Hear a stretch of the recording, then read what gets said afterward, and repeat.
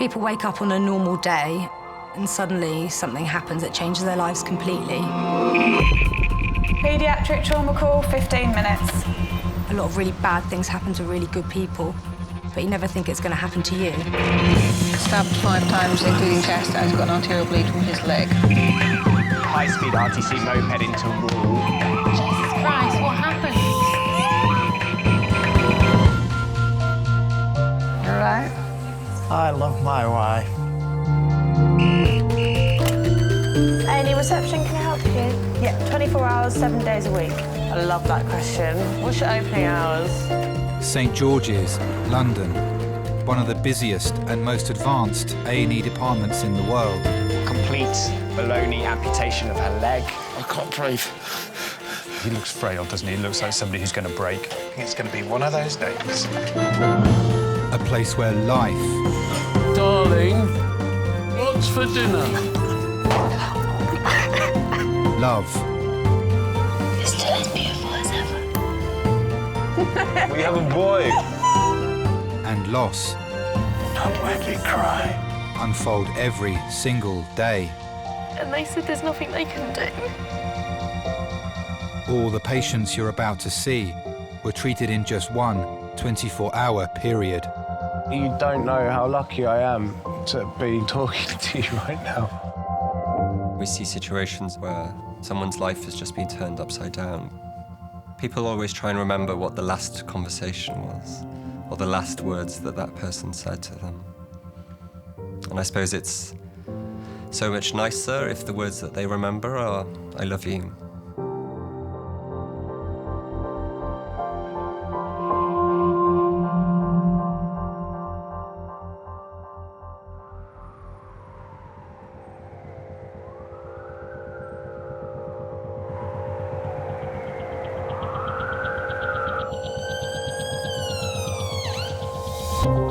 So we're not going straight to CT, we're going to do it here. Okay.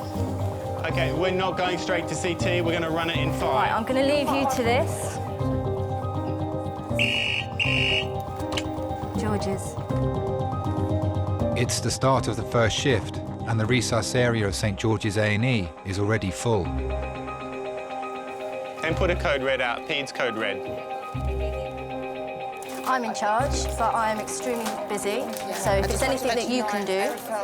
Sometimes to choose between some of these patients who needs to be seen first is really, really difficult.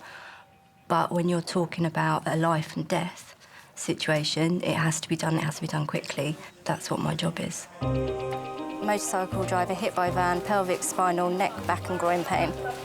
Okay, that's cool. 10 minutes for that one. So if we You've got 30 minutes for the PEDS one. Yeah.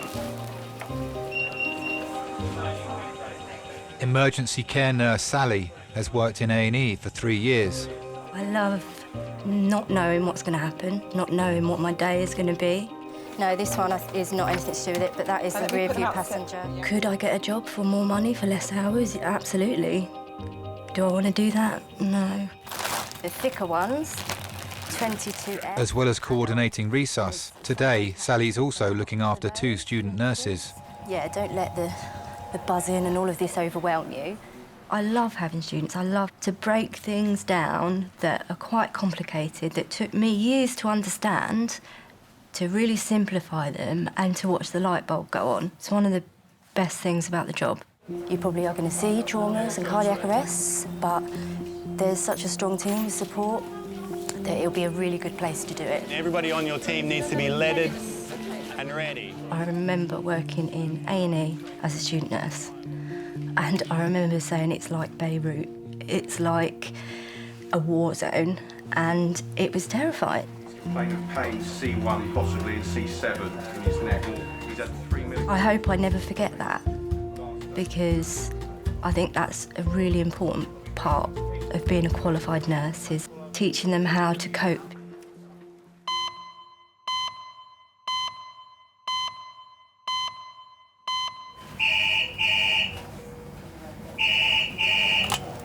Hello, St George's. Hello, could you activate the helipad response team, please?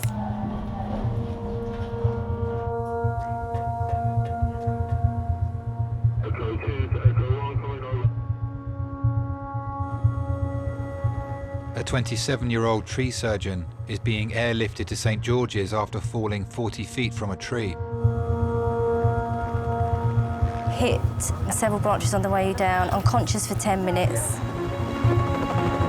So do you want to prepare for it to go straight to CT? Yes.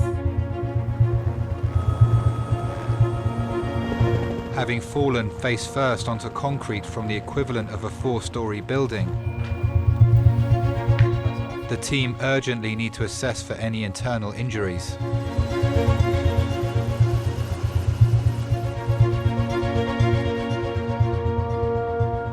Certain things trigger a major trauma call. 20 feet triggers a major trauma call. 40 is a long way. Every injury I can imagine that could kill you, you could get from falling 40 foot.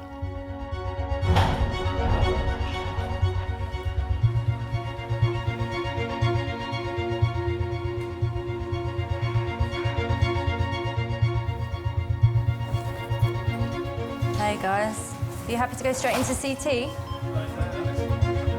I received a text message from my dad. Howard, Dave's friend that he was working with, has said that he'd had a tumble out of a tree. 40 feet. It's right at the top there. So when I heard that Dave had been airlifted to hospital, lots of thoughts started sort of going through my mind, I guess sort of selfishly, thinking, am I going to be able to handle this? And going to the hospital on my own and not knowing what condition I'm going to find him in. So this is David. He's a tree surgeon who was up a tree about 40 feet when his harness gave way and he's had an unrestrained fall straight down, hitting a large branch on the way down. He's had 5 milligrams of morphine and 4 of ondansetron. I remember leaving my office in Teddington and starting to walk down the street to the station where I was going to get the train. And I was praying, you know, God, please, please, please make sure that he's okay.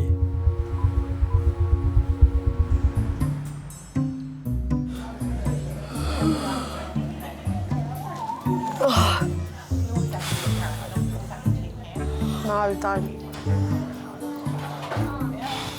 Please don't. I need a cup of tea. And a cherry cake. I need the rest of my pizza. I need peace and quiet. I think we're in a queue now. So I'm going to be late for school. You're already late for school, mate.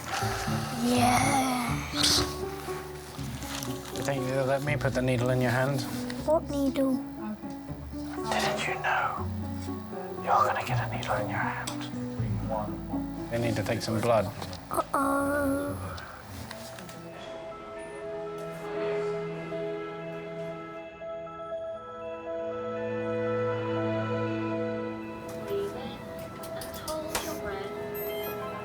The 27-year-old tree surgeon David has been rushed to St George's by air ambulance after falling 40 feet from a tree and being knocked unconscious.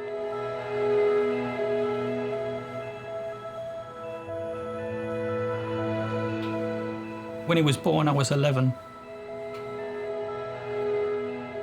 He was adventurous and outgoing even when he was young, when he was small. He landed on his chest, this guy. So he may have actually got some contusions just from that.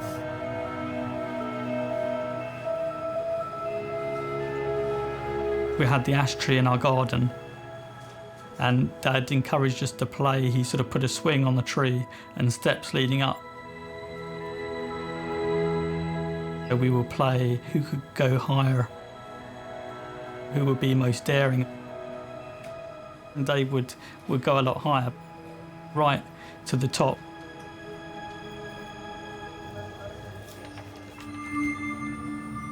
Whilst doctors await the results of David's CT scan, they need to carry out further tests.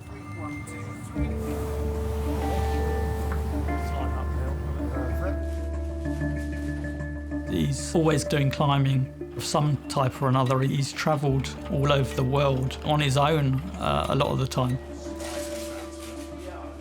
He likes to live on the edge. He doesn't let his fears control him. Because you're a bit cold on the outside, it's a bit difficult to take blood from down there, so I'll just do it from up here. We needed to pop another little drip in, so we've done that as well. I'm here in the morning. In major trauma, one of the most important things is temperature.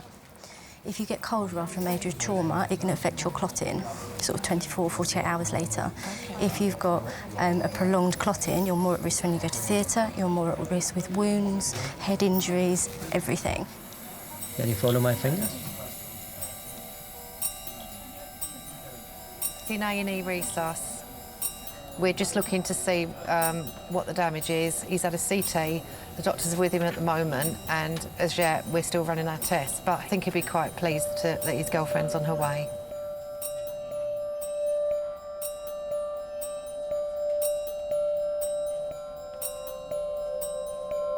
So we got an initial read on the scan. There's a crack on the pelvic bone, and there's also a fracture at the top of your neck. It's probably as you've impacted down the way you fell. It'll need to be held, so we'll change your collar for a much more supportive collar. That's the early report. I've seen the images. I can see exactly what they're talking about.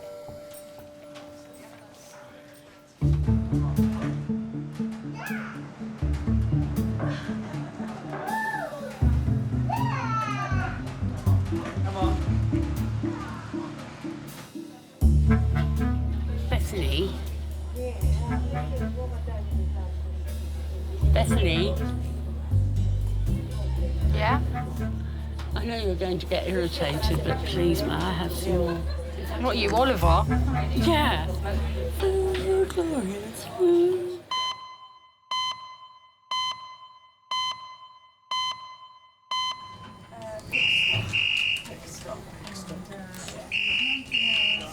Hello, St George's.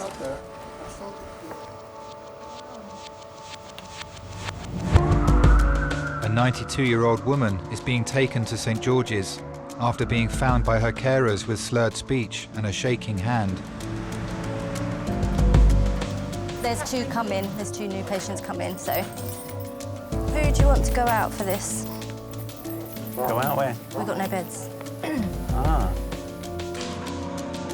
The specialist stroke team have been called to Reassess to examine her. Nowhere at the moment because I haven't got a bed for them. It is always go, go, go in A&E, but around that person's bedside, they don't necessarily have to know that. They don't necessarily have to know the chaos that's going on. Is it a stroke call? Here, no, guys, in here. Sorry, in here. This is Daddy. Sometime between 7:30 and 10:30, she's developed a right-sided weakness and, according to daughter, slurred speech. And she's got dementia in the past. Dementia. She lives at home alone. Yeah. How much can she normally do herself? She's normally quite independent. She can chat away, she can drink using both hands. You all right, Betty? Yeah. 1, 2, 3. Oh, sorry. It's all right. Betty. Hello there. I'm Dr. Patel. Betty, you know you see your arm? Can you stop it from doing this? Doing what? This. Oh. Oh. Are you in pain? No pain. Betty? Hello. There you go. Do you recognise this lady here? Mum. It's your daughter? Hello. All right, darling. You've got a shaky hand, haven't you? That one's absolutely perfect, but this one has got a bit of a wobble on, hasn't it? Oh, dear. Yes, you'll be all right. You'll be all right. I am an only child, which I've never really inquired about. However, in hindsight, her approach to pain might explain quite a lot. Oh, sorry. That hurt, did it? Yes. I'm sorry. My mother does not tolerate pain on any level and is very vocal in letting us know if she either is in any pain or any pain is likely on the horizon, which may explain, having done childbirth once, there was no way she was ever going to do it again. They're going to come and sort you out, help you out. Already? Yes. Hopefully do it soon. Yes, yes, yes. She is the mistress of inappropriate statements. As a teenager, she would pass comments, very personal comments, about my friends in their earshot. Oh, yes! You have got a big bottom, haven't you? Mortifying. Mortifying. You're nice and warm anyway. You're toasty warm. After ruling out a stroke, the doctors are investigating the cause of Betty's symptoms. Betty, because you have this right-sided twitch, the doctors are querying that you may be having a seizure, so I'm just going to give you some medication that will help resolve them symptoms. Okay? Fine. All right then, hold on a second. When I'm in charge of Resus, I'm responsible for all patients. Right. Do you want to... Even people that might not be having lots of interventions and lots of things going on. So actually all you need to do is when you're around their bed space, take a deep breath, go in, leave all that outside and just be calm. Hello, Betty. Hello. I'm Sally. How are you doing? I'm all right, I think. I hope. You look pretty good to me, I think. Sometimes it's just as important to give people that time just to be near someone else. I'd really like you to try to have another little drink for me. For the time being. Go on, try, Mum. Nice cup of tea with some sugar. I don't think we always remember to do that, but I hope most of the time that we do. Is it all right if we just have a good look at you? Not too much of a look, but have a look. Not too much of a look. My name's Anna, I'm a student. Now, she's a student, so don't scream. We don't want to put her off forever, do we? I won't whistle under her breath or Yeah, anything just go, and keep it to yourself, because otherwise you will frighten her. Did you scream when you were little? Only little, oh, never little. I know you used to scream when Dad was alive, because he used to come running, didn't he? He was very good. We have always had a good relationship, and I suppose we've always shared humour and say funny situations in most things, not least at my father's funeral, when his adoring siblings made a floral tribute saying brother. However, the R was cut off, so what it actually said was bother. She cried with laughter, but she couldn't let them see that because they wouldn't have understood. But it was very funny. It won't last too long. I distract you by asking you to stick this one underneath your tongue. Lovely.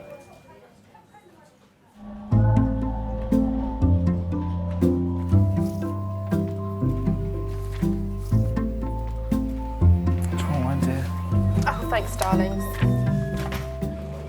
Bethany and I decided to make you dinner of mashed potato with sausages standing up in it with tomato sauce. You actually did it before and you called it the Millennium Dome, didn't you, or whatever it was? Yes, but this would have been your hand this time. Oh, right, OK. 51-year-old minicab driver Mark has come to A&E with his partner Jane and stepdaughter Bethany. He's lacerated his finger picking up some broken glass from the road. Yes. I had to move the Bethany car. said it does look a little bit like a murder scene because you tried to wipe the blood off the door, so it's all smeared. Mark and I met almost 10 years ago via a mutual friend, and we've been together ever since, from our first date, which was my first date. I'd never been asked out on an actual date before. Mark came with flowers and you'd had the car valeted and stuff like that. And then we went to dinner. He was just a perfect gentleman. How are you feeling? Yeah, a lot better, yeah. Really? You felt really, really off. She said your body. I haven't touched him for a while. I just have a little touch. I feel all right now. Oh, it's nice. I'm going up there. That's nice and warm. I'd been on my own, just me and Bethany, for about, must have been 13 years, 12 or 13 years. Actually, they're playing Brixton, I think. I think they're playing Brixton Academy. Well, go. Go. Bethany, will you go with him, show him the ropes? She wouldn't be into that. She wouldn't like that. She would like it, certainly. Bethany's got tons of trance music. Trance concert. You have to go with your glow sticks. There wasn't a huge connection between them. They were fine together, but that definitely came when her father died. He had nothing to do with Bethany at all. He left just literally after Bethany's first birthday. She made the decision that she wanted to go to the funeral.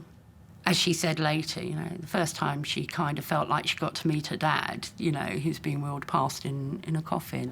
It was quite traumatic for her. But Mark was brilliant. After the funeral, he thought it was important to have a bit of cheer-up time, so he decided to drive us to Littlehampton, where they have a sort of pleasure beach type thing. And he was on this sort of bicycle, and the idea of the bicycle you're on was to pedal as hard as you could to stay upright, otherwise you're upside down. So there was Mark pedalling hell for leather, red as a tomato, upside down. And Bethany said that night, she said, "Oh, he's brilliant." She said, I really love him for doing that. It was a really special thing. Can I porter to Resus 1, please? Yeah, so I'm going to move bed 6 into that bay so you can have both peds next to each other, because it just makes more sense. All right, so don't panic. He's all right. Okay?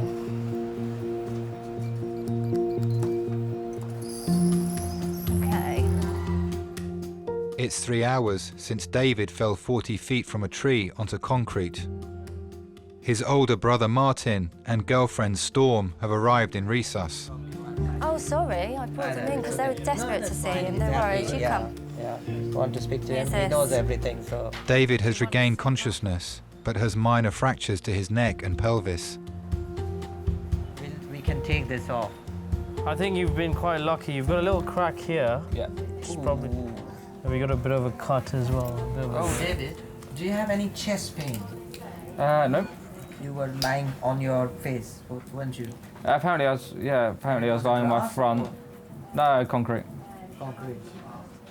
You're quite lucky, weren't you? Oh, yes. When I rock climb, when I tree climb, it's the only time I feel awake and alive. Every day your mind wanders and you don't really feel like you're really in the moment and you're not really there. But when you're out there doing it and you're up a tree or you're up a rock somewhere, it's the only thing you're thinking about is how you feel, instead of be thinking about your worries about your future or worries about your past. Is his mum here, did you say? No, she died, but my dad Oh, I'm so might sorry. come.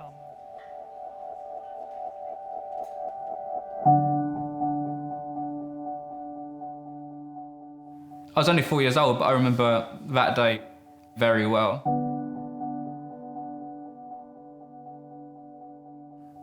I remember playing in the kitchen with my dad and my brother, and then the front doorbell rang. It must have been horrible for the policeman because I ran up to the door and opened it myself, 4 years old. All I remember is a policeman coming in with his hat by his side, and then everyone was crying. And I had no idea why everyone was crying. I didn't understand the situation. And I was just jumping around, trying to make everyone happy again, trying to make everyone smile, but I just couldn't.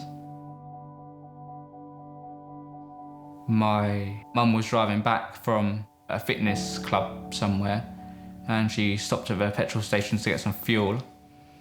And she fueled up her car and then walked around in front of her car, and a drunk driver came in behind, hit her car and ran her over with her own car.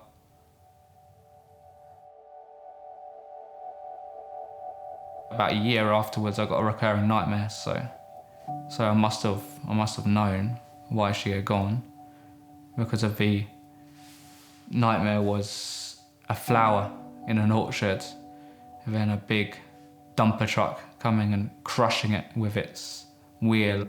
The feeling I got every time it happened was so intense and crazy that I just woke up crying.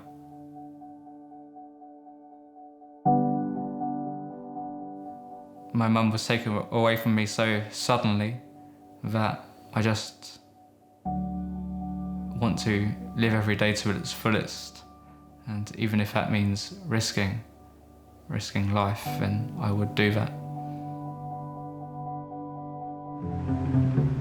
What does A and E stand for? So, Animal. animal and Health. health. A and E. Oh. Emergency. That's brilliant. The second word is correct.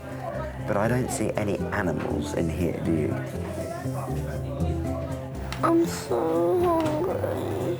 It's water. You've had a big breakfast.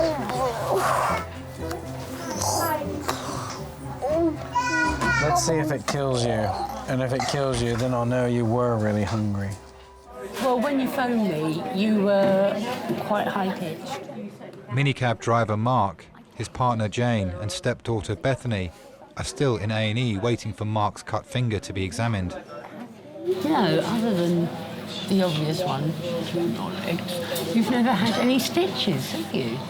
Yeah, when I was a kid. Did you? Yeah, in there. It's a little strange coming into the hospital with this poor old Mark, because it would normally be the other way around. That was when I was about 4.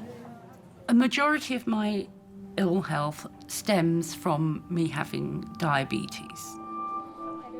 Last year was a particularly horrible year. I ended up in hospital. I was in hospital for 8 weeks. So sorry. I very nearly didn't go back out. Right, okay then. I ended up in intensive care. The worst thought that I had about dying, it sounds really strange, and funny enough, it's something my mum said. My mum knew that she was dying, and she said, "But I'm going to miss you all so much." Now, of course, you're dead, so there's no, you're not going to be able to actually miss somebody. But yeah, that was it. I understood, being that potentially close to it, I understood exactly what she meant.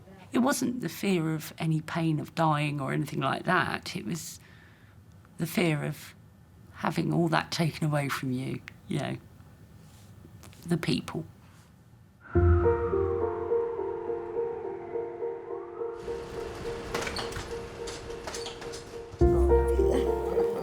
Oh, darling, why are you crying? What's wrong? Oh, darling. What's wrong? Be good to Mummy. But why are you upset? What's wrong? Betty is responding to treatment for a suspected seizure. She'll be admitted to a ward for observation. Your head comfy. There. Is that all right? Oh, look, your shaking has stopped.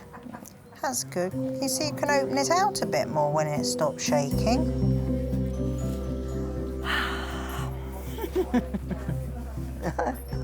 You live to fight another day. You think it's funny? I don't. I only laugh because one minute you're screaming and next minute you're fit as a flea. My father died 15 years ago. So at 78, she put the house on the market on her own and then proceeded to say she'd like me to take her down to Seaford, where she decided she wanted to live. I drove her down to Seaford, and on that first trip, she found a bungalow and bought it.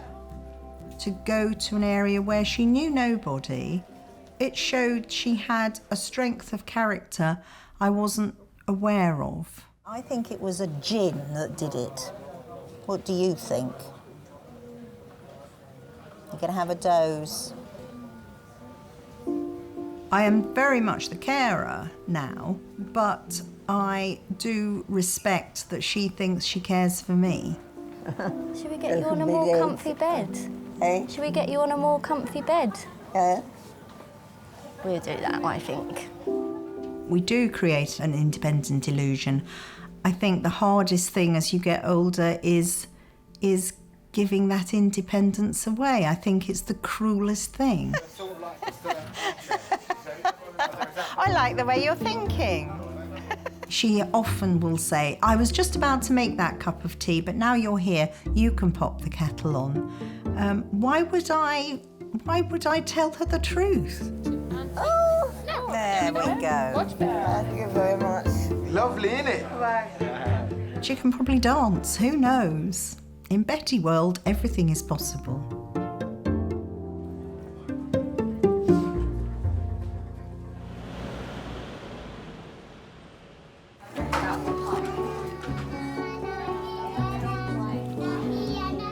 I don't want to see blood coming out of me. Yeah, I don't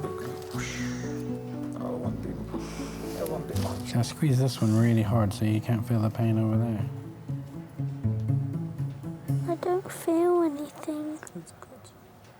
See? Nothing to worry about. I don't feel anything either. You do very well.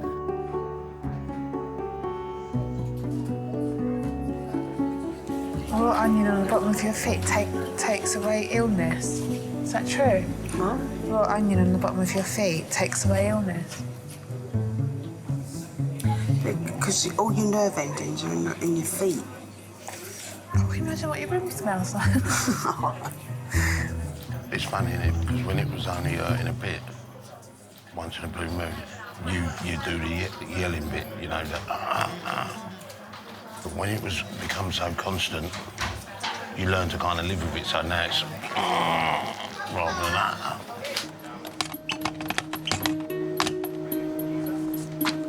Hi, it's Sally. I need a bed. Another trauma call coming in. I'm really sorry that it won't always be like this. It gives you a bird's eye view of the way it works here. I was a bit like stunned. It's just fighting fire. Yeah. It's just fighting fire. This job is the most stressful job I've ever done. It is, without doubt. But airbag deployed, RTC, about 30-year-old plus. So it's a trauma? That's what I thought, yeah. I mean, people at work laugh about me because I carry my pencil case. And I've got my pencils in it, I've got a bit of makeup, I've got a toothbrush in it for night shifts. And people laugh at me for that, but the main reason I carry that is when you cry at work as often as I do, you have to have some way of sorting yourself out. And then when you hand over to someone at the end of the day, you just shake it all off and go home. Adult trauma call 6 minutes.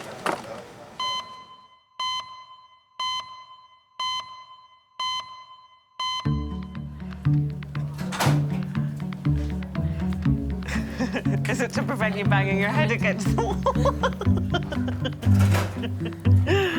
To prevent damage. This man fell 40 feet out of his tree surgeon. Oh, really?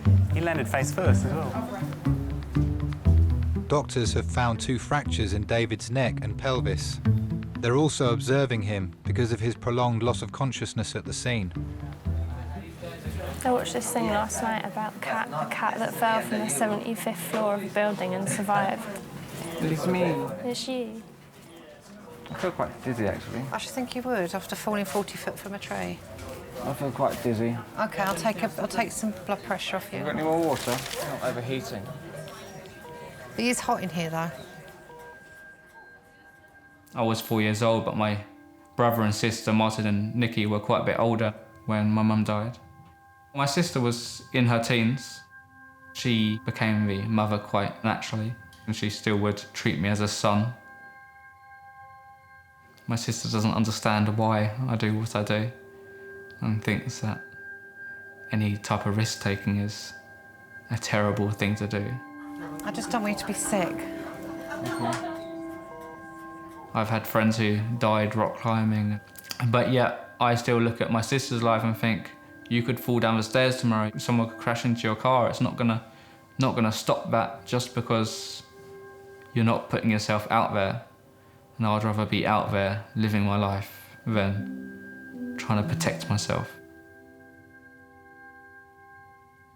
My sister is very traditional. She wants to get old, have a family, have a dream job, have a house. That doesn't scare her, but that scares me in a way. David is being admitted to a ward where he'll be closely monitored overnight.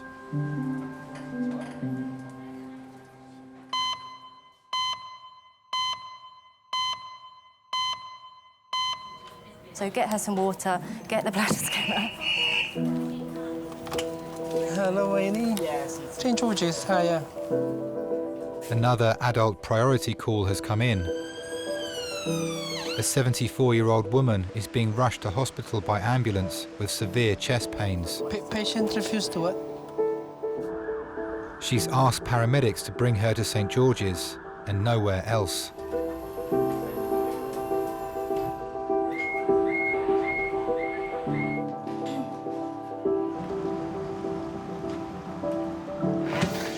I'm frightened of hospitals. You'll be lucky to get me to any hospital, except St George's. They were so kind to me about a year ago over the allergy I had in my eye. So I said to them, if I can't go to St George's, I'm quite happy to stay at home. Hello, is it Anne? Yeah. Hi Anne, my name's Toby, I'm one of the doctors. It's nice to meet you. Hi. Pleased to meet you. Okay, so you developed this sudden pain in your chest, and it was a sharp pain. Yeah, it comes and goes. Just sit forward for me. Deep breath. Doctors want to x-ray Anne's chest to find out what's causing the pain. Breath in for me. Hold. Breathe normally. Hi, my name's Tim. I'm one of the nurses. How are you feeling? It's coming back now. 2 seconds. Can you be honest with me? Of course I can. If there's anything wrong, tell me. If there's anything wrong? Oh, right, yeah. Tell me. We will keep you informed all the time about everything. Can I tell you what I'm so fussy about being told? The things that were done to you years ago. Yeah, it's a bit different. It was horrendous, and you didn't know anything. My mother was a single mother, and my father, who I've never met or never seen, paid for me to go to boarding school. I was 3, a convent. I never got in trouble with the law, but I was a rebel, you know. This is what I've been told, and I got expelled for that. They put me away in a local asylum. I was in the asylum from the age of 11 till 41. I've had every diagnosis under the sun. They said I had schizophrenia, personality disorder. You know, I've never heard a voice in my life. And they made me like a zombie. I'm gonna turn down the blood pressure cuff a little bit, as in, I don't think it needs to go off every 15 minutes now. We can put it down, because it can hurt a little bit, can't it, when it goes up? It does hurt. Yeah, let me take that off a little bit. Oh, thank you. No problem. People are so kind here. It's a good hospital, St George's. That's where you want to be. That's where you want to be. I hadn't told you that I spent nearly 30 years in a mental hospital. No. Must have been really, really tough. Really tough. I was 11 when I went Really? there. It's a young age to go, isn't it? All my teenage years, never went to school. No. Wow. I've always been scared of male nurses because of what they did to me in the asylum and knocked me about. Sometimes I used to be black and blue. I was very frightened, because I kept on thinking, what will happen to me? What will happen to me? I used to smash all the windows to get out. I just wanted to get my freedom. So what did they say about your finger? I didn't really hear him, really, that much. He said a lot of things really quickly. He was like, oh yeah, that's probably gonna need it. And then I missed that bit.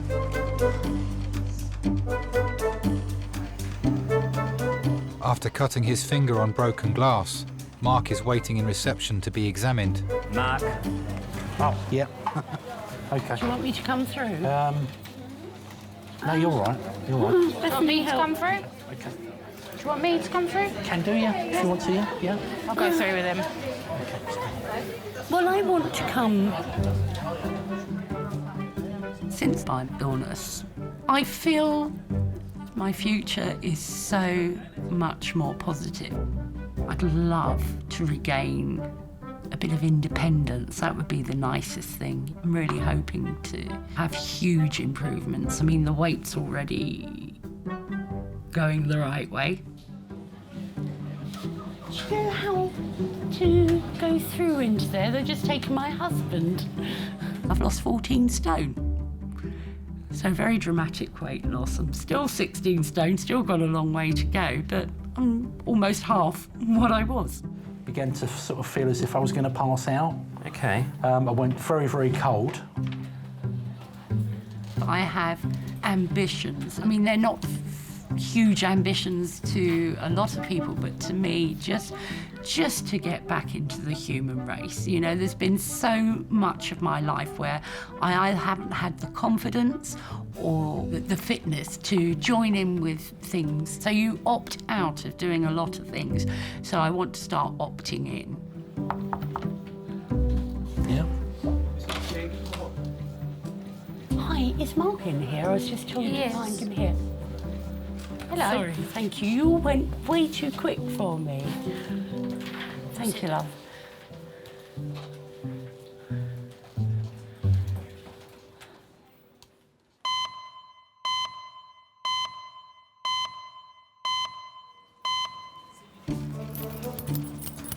If you're the one that sees him go off to CT, then just quickly scribble the time down. I love having students. I just love them coming in wide-eyed and, you know, innocent, and the first time they see anything, and then you see them go home at the end of the shift and they're just got a bit of a spring in their step. And I remember what that was like, how it's removed a lot of the mystery for them. It's what was done for me, so I hope to do it for them. Right, I'll get that out and we'll give them some pain relief.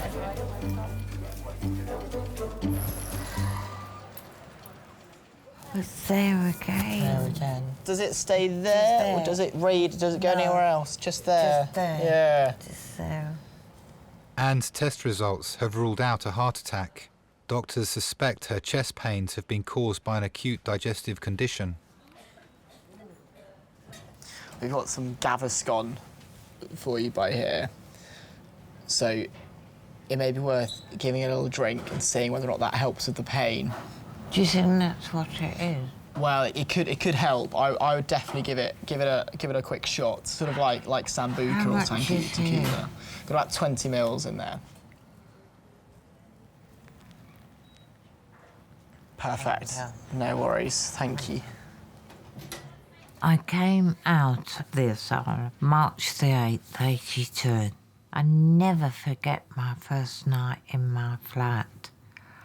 Oh, it was like heaven. To think I was free, I could do as I want. I value my independence. It's up to me and him and me. I'm in control of my life. And you're managing okay by yourself? Yeah, but I've got a soulmate that lives next door, John, and he's absolutely fantastic. I met my first real friend when I was 45. Hi, is that John? Yeah, nothing to worry about at all. I'm sure she'll fill you in later on when you get home. John, I don't know what I'd do without him. No worries, take care. Tucks me into bed and he kisses me goodnight and he says, what time do you want calling in the morning? And I say, 6:30. But I have got exams now. I've got my day skipper's sailing. Yeah. I got that when I was 70. Got my computer. I know what it is to be lonely, but not now. I've got lots of friends everywhere. You're probably more teched up than me. You know, I'm making up for lost time. And I'm very, very happy.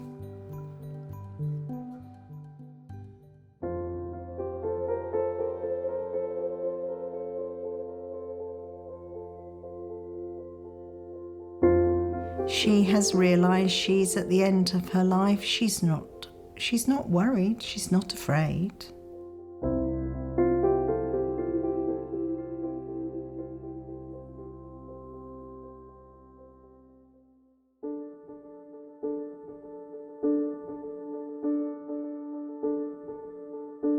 When people tell me how lucky I am and actually think about it, it's actually miraculous that I can fall from that height and be in one piece.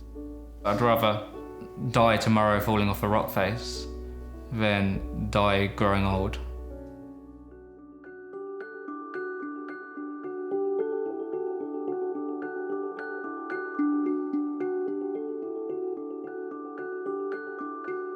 There's absolutely no point whatsoever in dwelling on the past or how miserable it's been or how happy. You know, it's past. It's what you're going to do in the future.